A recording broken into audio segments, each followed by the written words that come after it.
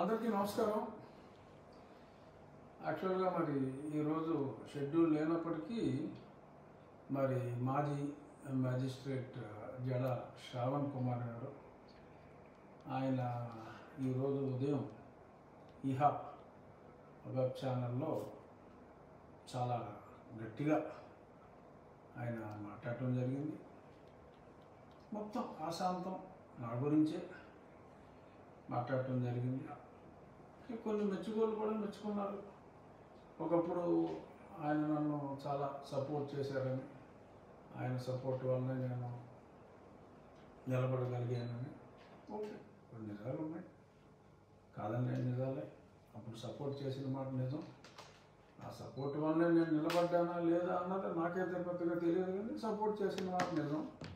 ఏదో మెచ్చుకున్నారు, నాకు ఏదో కొంచెం లా తెలుసు అది ఇది అని కూడా అన్నారు.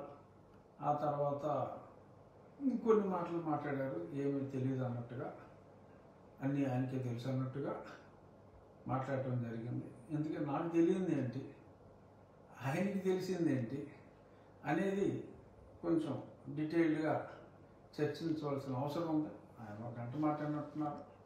నాకు అంత సమయం అక్కర్లేదు.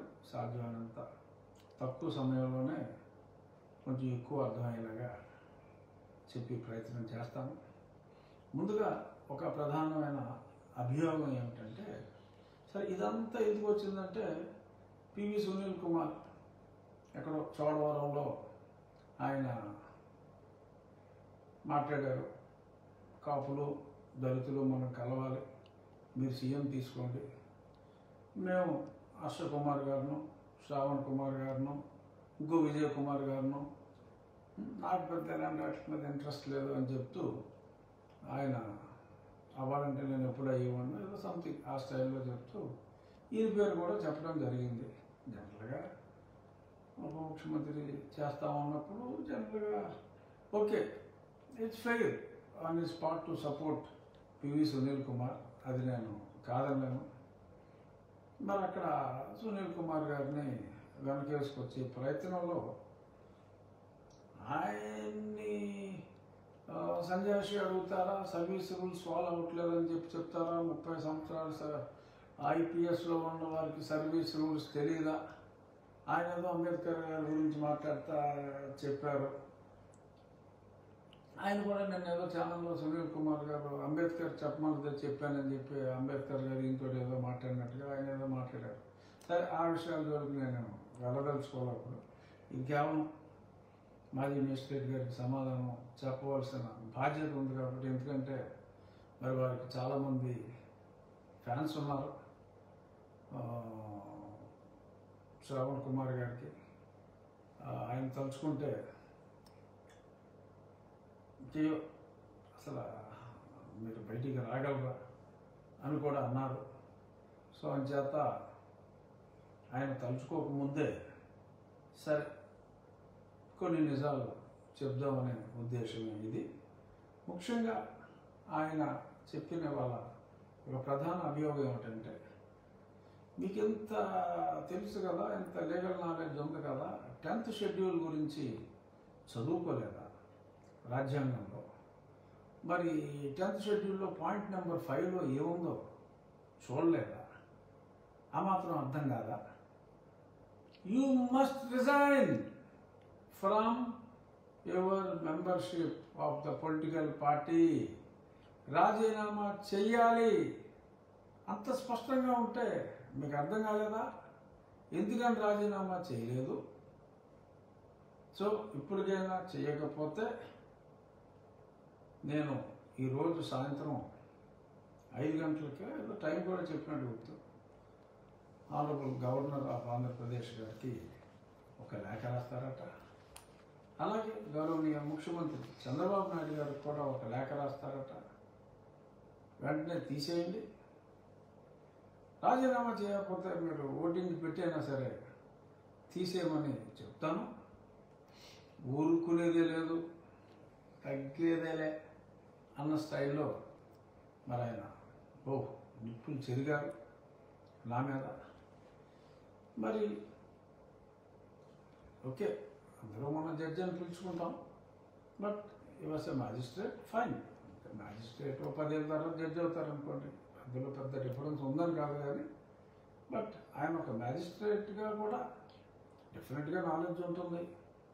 మరి ఆ 10th షెడ్యూల్ గురించి తెలుసా అని నన్ను అడిగారు. ప్రజలతో నేను పంచుకోవాలనుకునేది ఏంటంటే, చాలామంది విద్యార్థులు ఇప్పుడు ఈ వీడియో చూస్తూ ఉంటారు కాబట్టి మీరు గూగుల్ సెర్చ్ చేయండి 10th schedule of constitution of India. అది 1985 52వ రాజ్యాంగ సవరణ ప్రకారం రాజీవ్ గాంధీ గారు ప్రధానమంత్రి కింద ఉండగా యాంటీ డిఫెక్షన్ చట్టం అనేదాన్ని ఒకదాన్ని తీసుకొచ్చి దానికోసం పొందుపరిచిన షెడ్యూల్ అది 10th షెడ్యూల్. ఆ 10th షెడ్యూల్లో సరే ఫస్ట్ డెఫినేషన్స్ అయిన తర్వాత second point disqualification on ground of defection. ఇది నేను రాజ్యాంగం ప్రింట్ తీసి అందులో ఉన్నదే చదువుతున్నా శ్రావణ్ కుమార్ గారు. ఒకవేళ మీరు చూస్తూ ఉండుంటే అదే చదువుతున్నా. అదేమిటంటే subject to the provisions of paragraph 4 and 5, a member of a house belonging to any political party shall be disqualified for being a member of the house if he has voluntarily given up his membership of such political party. అంటే ఎవరైనా ఒక party తరఫున ఎన్నికైన వ్యక్తి ఆ పార్టీకి రాజీనామా చేస్తే అతని సభ్యత్వం పోతుంది అనేది పాయింట్ నెంబర్ 2. మరి పాయింట్ నెంబర్ 5లో ఏం చెప్పాడు అంటే అది ఎగ్జంప్షన్ అని చెప్తూ not with standing anything contained in this schedule a person who has been elected to the office of the speaker or the deputy speaker of the house of the people or the deputy chairman of the council of states, deputy chairman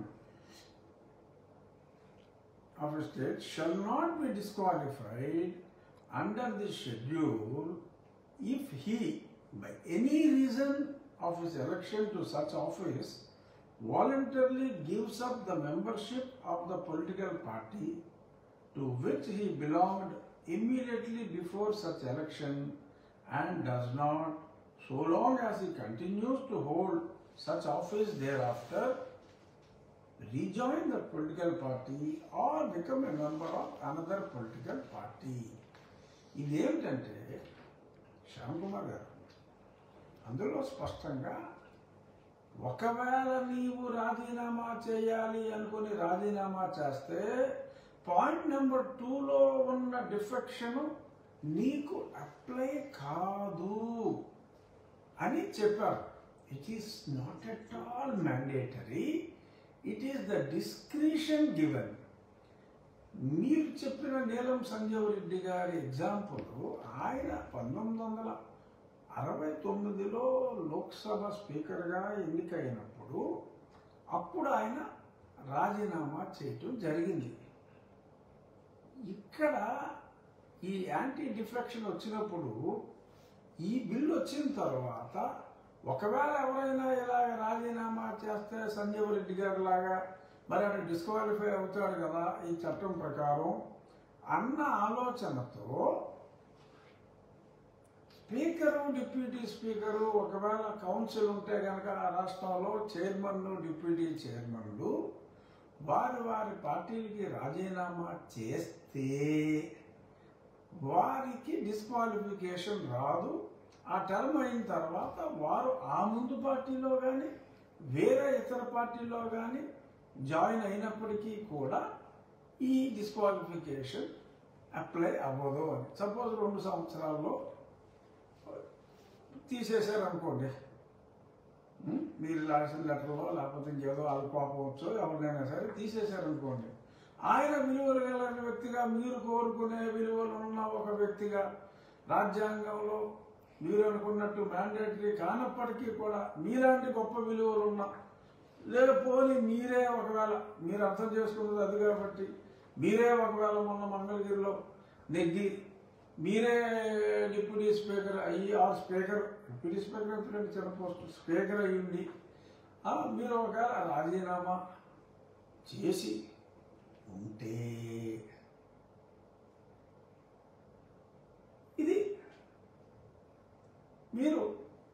ఆ తర్వాత వేరే ఏ పార్టీలో అయినా చేరొచ్చు. ఒకవేళ అలాగా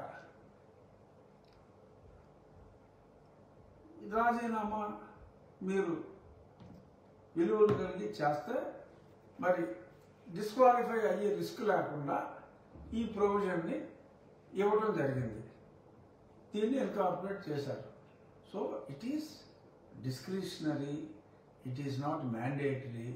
అంచేత మీరు 5 గంటలకు లేకపోతే 6 గంటలకు గవర్నర్ గారికి లేఖ రాస్తే ఆయన సుప్రీంకోర్టు మాజీ జడ్జి గారు అది తమకి తెలియజేస్తున్న మేజిస్ట్రేట్ గారు, మాజీ మేజిస్ట్రేట్ గారు, ఎందుకంటే స్పష్టంగా ఆయనకి చట్టం తెలుసు కాబట్టి మిమ్మల్ని మీరు బహిర్గతం చేసుకుంటాం ఏమో అంత మంచిది కాదేమో, but you have got every right to what ever letter U want to right. మీరు తప్పకుండా రాసుకోండి, ఇబ్బంది లేదు. ఇందులో ఉన్నదైతే ఇది డిస్క్రిషనే. ఇక ఇంకో పాయింట్ మీరేమన్నారంటే అసలు పార్టీలకి అతీతంగా ఉండాలి. ఎస్, నేను మీరు ఇప్పుడు మీరు సూట్లు వేసుకుంటారు, బాగుంటారు. సూట్లో డెఫినెట్గా ఎవరు సూట్ వేసుకున్నా బాగుంటారు, మీరు మరీ బాగుంటారు, ఫైన్. బట్ బ్రిటన్ రాజ్యాంగంలో ఎవరైనా స్పీకర్గా ఎలక్ట్ అయితే they have to resign. But Indian రాజ్యాంగంలో resignation has not been made mandatory at all. Only provision ఇచ్చారని ఇందాక చెప్పుకున్నాం కదా. సో బట్ ఆ సీట్లో ఉన్నప్పుడు, పార్లమెంట్లో కానీ అసెంబ్లీలో కానీ ఉన్నప్పుడు ఖచ్చితంగా మోరల్స్ పాటించాలి. He has to be apolitical, he has to be non political. Yes, ఆ విషయం కరెక్ట్. అలాగే మా స్పీకర్ గారైనా ఉంటారు, నేనైనా ఉంటాను. మా స్పీకర్ గారైనా ఎందుకంటున్నానంటే మీరు ఆయన పేరు కూడా ఉచ్చరించారు మీరు ఇచ్చిన ప్రెస్ రిలీజ్లో, ఆ వీడియోలో ఇచ్చారు. సో కాబట్టి ఆ political party affiliation is not at all wrong in terms of Indian constitutional provision. So అయినప్పటికీ కూడా నేను though there is no bar, మన కడపలో జరిగిన పార్టీ యాన్యువల్ మీటింగ్కి కానీ, ఆ మధ్య 2 సార్లు జరిగిన అమరావతి పార్టీ ఆఫీసులో జరిగిన మీటింగ్ కానీ, ఎస్పెషల్లీ మా అసెంబ్లీ జరిగేటప్పుడు కొన్ని పార్టీ మీటింగ్స్ జరిగితే ఆ పార్టీ మీటింగ్స్, ఎటువంటి పార్టీ మీటింగుల్లో నేను పార్టిసిపేట్ చేయట్లా. నా నియోజకవర్గంలో కూడా నేను నా అఫీషియల్ కార్యక్రమాలకు వెళ్ళినా, ఇంకా ఆ గత ఎలక్షన్స్లో పంచాయతీలు ఎక్కువ వైఎస్ఆర్ కాంగ్రెస్ పార్టీ వారు ఉన్నారు కాబట్టి ఆ సర్పంచులు కూడా వస్తారు. మా పార్టీ ఎందుకంటే నేను తెలుగుదేశం పార్టీ సభ్యుడిని, తెలిసిన బార్ చెప్పాను కదా. సో తెలుగుదేశం పార్టీ సభ్యులు కానీ, జనసేన సభ్యులు కానీ, భారతీయ జనతా పార్టీ సభ్యులు కానీ, వైఎస్ఆర్ కాంగ్రెస్ పార్టీ సభ్యులు కాదు కానీ వైఎస్ఆర్ కాంగ్రెస్ పార్టీ తరఫున ఎన్నికైన ప్రజాప్రతినిధులు కూడా వస్తున్నారు. So in a way it is non political or all political parties who are involved in public service they can assembly. ఇంకొకటి, ఆ వెనకాల చంద్రబాబు నాయుడు గారిది, పవన్ కళ్యాణ్ గారిది ఫోటోలు పెట్టు కూర్చున్నారు. Assessment political affiliation can be there అనేది స్పష్టంగా ఉంది. అయినప్పటికీ కూడా నేను నన్ను ప్రతిపక్ష నాయకుడు ఆ రోజు రాలా. ప్రతిపక్ష నాయకుడు అంటే ప్రతిపక్ష హోదా లేకపోయినా ప్రతిపక్షానికి శాసనసభాపక్ష నాయకుడు ఆ రోజు రాలా. సాంప్రదాయం ఏమిటంటే అన్ని పార్టీల వాళ్ళు కూడా వచ్చి ఆ సీటు మీద కూర్చోబెడతారు. నా నియోజకవర్గంలో నా వెనకాల ఉన్న ఆ ఫోటోలో నేను ఆ సీట్లో నన్ను చంద్రబాబు నాయుడు గారు, ముఖ్యమంత్రి గారు, ఉప ముఖ్యమంత్రి గారు ఎవరైతే నన్ను ఆ పోస్టుకి ఎంపిక చేశారో ఆ ఎంపిక చేసిన ఇద్దరు వ్యక్తులు ముఖ్యమంత్రి అండ్ ఉప ముఖ్యమంత్రి నన్ను చైర్లో తీసుకొచ్చి కూర్చోబెట్టిన ఆ చిత్రపటాన్ని నేను నా ఆఫీసులో పెట్టుకున్నాను.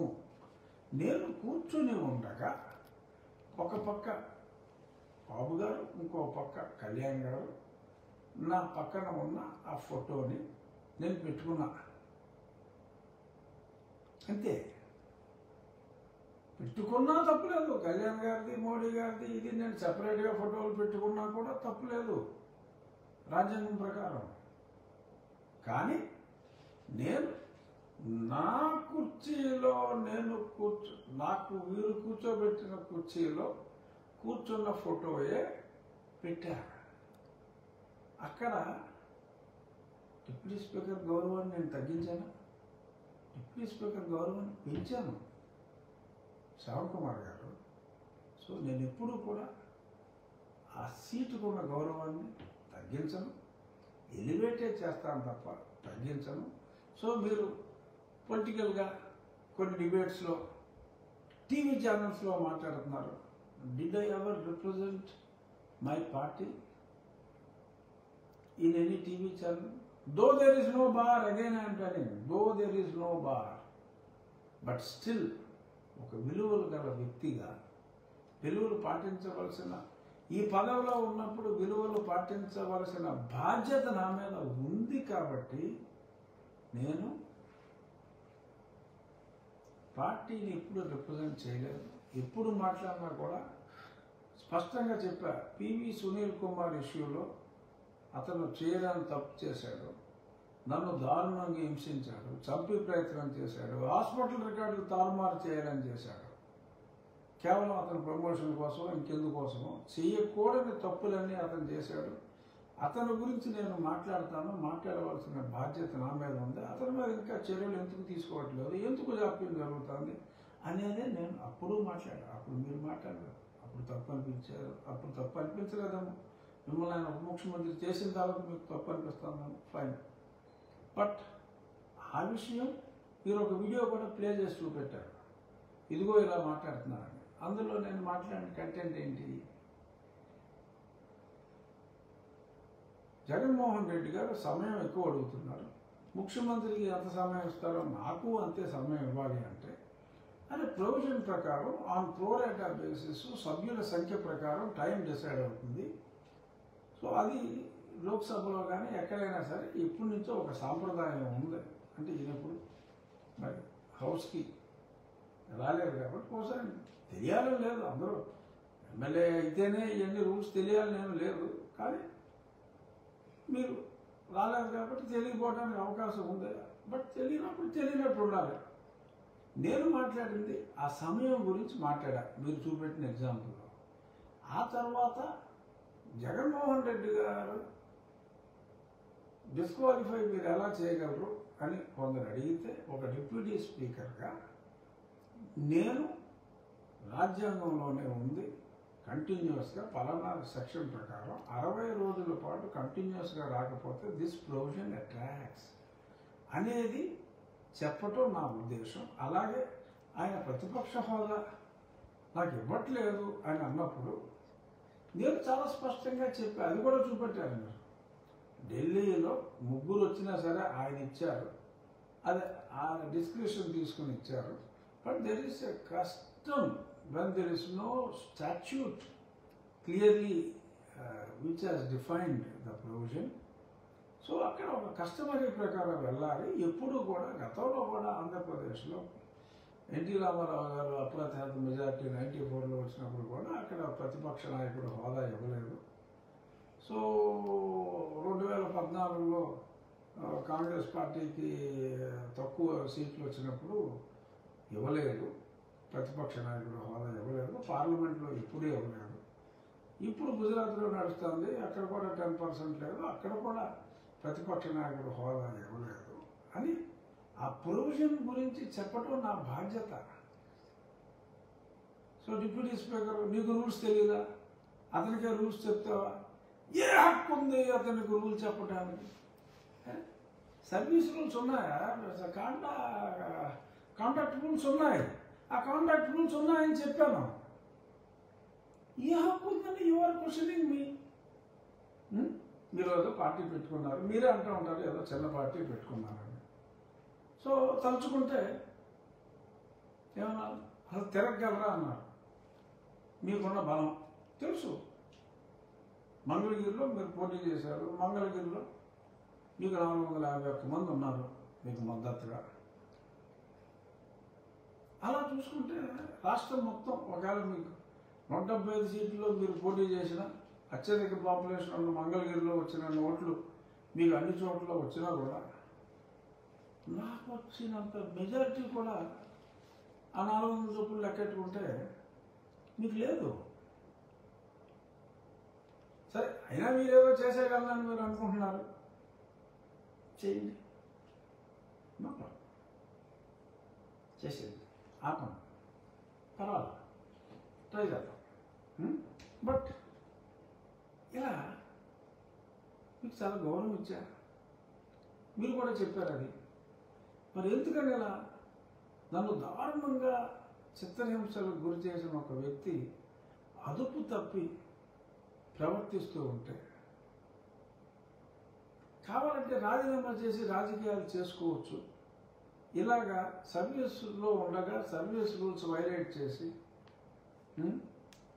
నాకు ఏదో సినిమాలో ప్రకాష్ రాజ్ అన్నట్టుగా బ్రిటిష్ వాడు మనకి చర్చ ఇచ్చాడు, అది ఇచ్చాడు, ఇది ఇచ్చాడు అని మాట్లాడితే, మతం గురించి మాట్లాడితే, ఎందుకు సర్వీస్లో ఉన్న వ్యక్తికి మతాల గురించి అని మాట్లాడా. తప్పు అనిపించిందా? ఏముంది అందులో తప్పు? సో పైగా మళ్ళీ ఇది ప్రశ్న. సరే, ఇంకొక దానికి కూడా మరి సమాధానం చెప్పాలి. జోసెఫ్, కోలా జోసెఫ్, మీరు దాని గురించి కూడా చాలా స్పష్టంగా చెప్పారు. పెద్ద వార్నింగ్ ఇచ్చారు. చర్చికి వెళ్తేనే సర్టిఫికేట్ రద్దు చేస్తావా? అక్కడక్కడ సింగులర్ టెన్స్ కూడా వాడారు. ఫైన్, అది మీ సంస్కారం.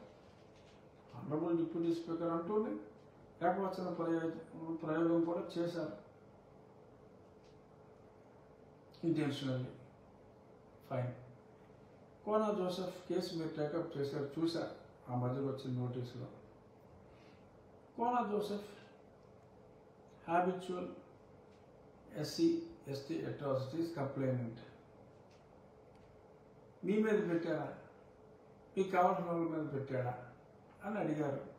ఎస్, నాకు కావాల్సిన వాళ్ళ మీదే పెట్టాడు Kona Joseph.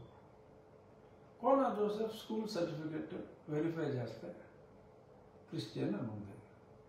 College certificate verify చేస్తే క్రిస్టియన్ అని ఉంది.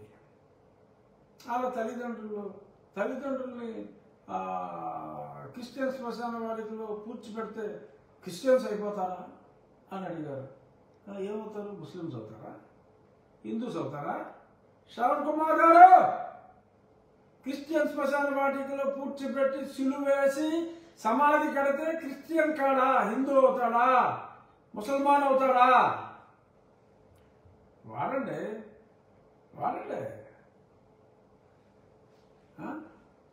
సో అతను చర్చ్ నిర్మాణంలో కీ రోల్ చేశాడు. చర్చిలో పెద్ద అక్షరాలతో ఆయన పేరుంది. సర్టిఫికెట్స్ అన్నీ క్రిస్టియన్ అనే ఉన్నాయి. మీరు ఏదో సలహా ఇచ్చినట్టున్నారు, బ్యాప్టిజం సర్టిఫికేట్ లేకుండా మేనేజ్ చేసుకోవాలి. కుదరదు. అన్ని ప్రూఫ్లు ఉన్నాయి. ఎస్, ఈ సర్టిఫికేట్ హ్యాడ్ బీన్ క్యాన్సిల్. మీరు మీ ప్రయత్నం మీరు చేసుకుంటున్నారు, కోర్టులో మీ ప్రయత్నం మీరు చేసుకుంటున్నారు, చేసుకోండి. మీరు ప్రూవ్ చేయండి, అతను క్రిస్టియన్ కాదు అని ప్రూవ్ చేయండి. క్రిస్టియన్ శ్మశాన వాటికలో పూడ్చిపెట్టినంత మాత్రాన క్రిస్టియన్ అవ్వాలని ఎక్కడుందో? ఏదో జడ్జిమెంట్లు తీశారు కదా 1969లో, ఏదో జడ్జిమెంట్లు, లేటెస్ట్ జడ్జిమెంట్లు నా దగ్గర ఉన్నాయి. అవన్నీ చదివి ఇప్పుడు వినిపించే ఓపిక లేదు నాకు.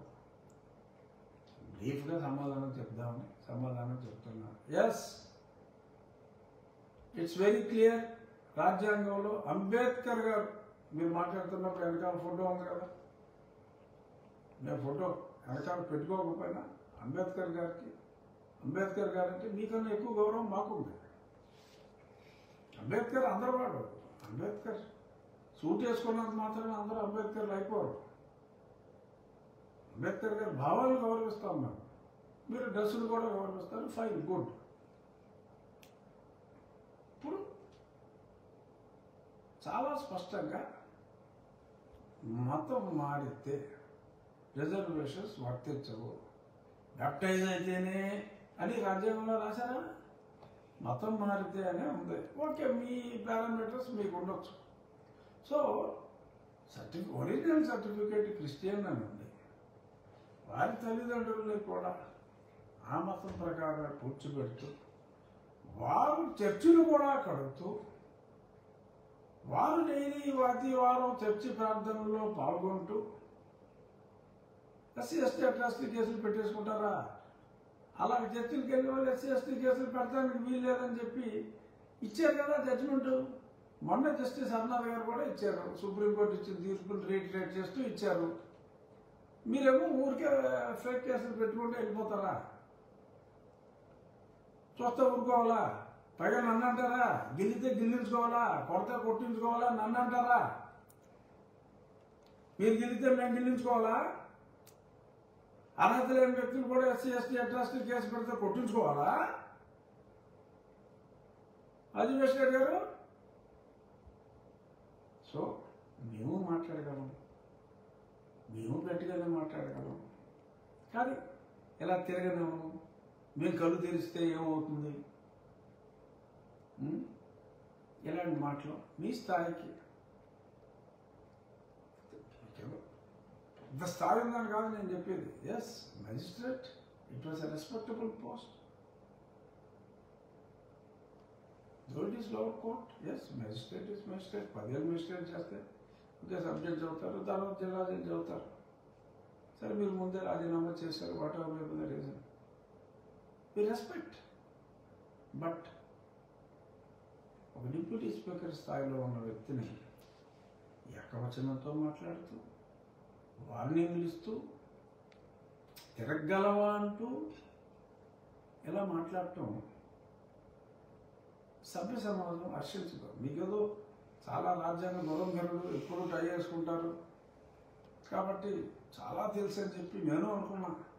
కనీసం ఆ 10th షెడ్యూల్లో ఉన్న మీరు చెప్పిన .5 కూడా అర్థం చేసుకోకుండా అది స్టాచ్యూట్ అని ఎలా అనుకుంటారు? దట్ ఈస్ డిస్క్రిప్షన్ అని అంత క్లియర్గా ఉన్నప్పుడు.